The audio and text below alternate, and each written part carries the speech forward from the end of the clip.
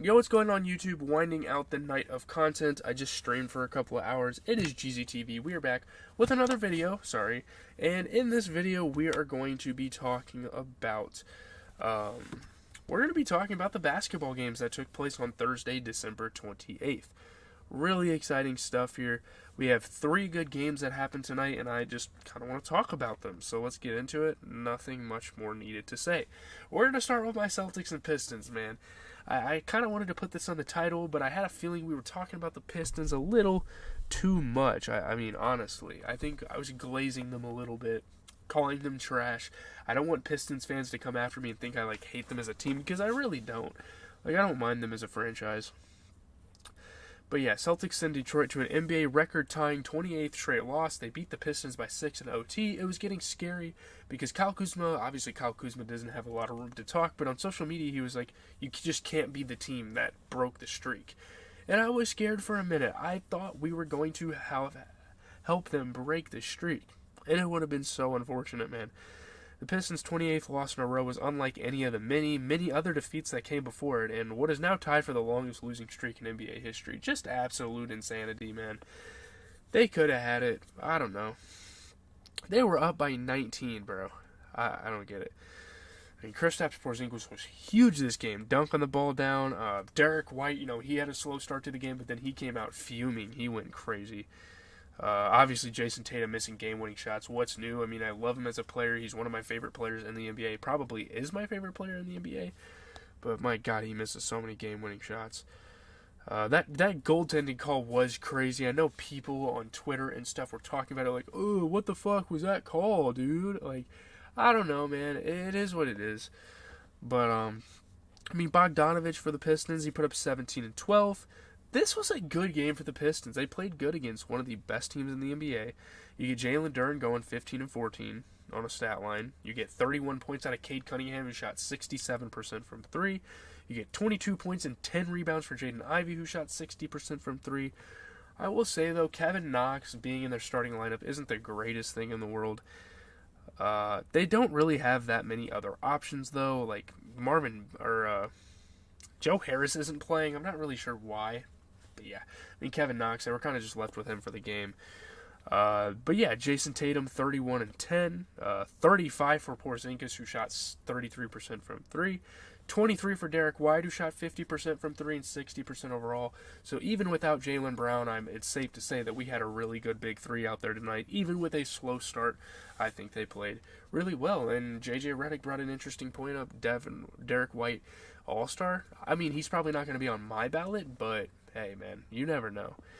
But moving into the Mavericks and the Timberwolves game, Anthony Edwards scores season-high 44, leads the Timberwolves past the Luka Doncic Mavs by 8. Yeah, best scoring night of the season for him. And, people sleep on Rudy Gobert because not only is he rebounding the ball at a high level, he's scoring at a high level. The dude put up 20 and 11. Great game. They held on. For not having Luka, though, it is kind of a disappointing performance, defensively. But yeah, Ant stole the ball coast to coast, hit tough buckets, turnaround shots, everything. He was pulling. He was deep in his bag in this game, and you gotta love it. Anthony Edwards is one of the most entertaining young players to watch in the NBA.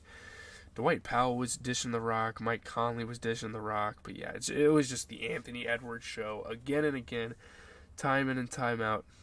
And without Luka, it's definitely not like the Mavs played bad. 32 points off the bench for Tim Hardaway Jr. That was incredible. 12 and 14 for Dwight Powell. He shot 75%. And honestly, they probably should have started him over Derek Lively. I think that's their huge problem, is they're kind of battling between which center they want to use. I don't think Luka Doncic's absence was necessarily an issue. Now, if he had played, would they have done better? And would they have maybe won? Probably, but yeah, I don't know. Their center problem is like no other. But yeah, moving on to the Timberwolves, 20 and 11 for Rudy Gobert. Didn't miss a single shot. 44 for Anthony Edwards. He is just an insanely good player, and what can I say? This is an insanely good team right now. One of the best in the NBA. So yeah, that's really all I have to say about it. Last game of the night I want to talk about is the Jazz and the Pelicans. The Jazz have actually looked pretty good recently. They've been winning some games. I think coming into this game they won 3 in a row, which really isn't that bad. they've been playing some solid basketball, looking to kind of make a recovery and possibly get a play-in berth by the end of the season. But yeah, Brandon Ingram and Trey Murphy, the third, hit clutch buckets. The Pelicans hold off the Jazz by 7. Yeah, Brandon Ingram and Trey Murphy played great. Larry Nance Jr., some intensity in the paint.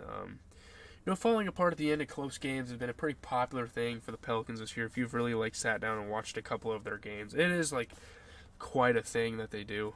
But yeah, Brandon Ingram dunking it down. Jordan Clarkson had some smooth offense. Yeah, Brandon Ingram's just a really good offensive player, and he is one of the most underrated in the entire association.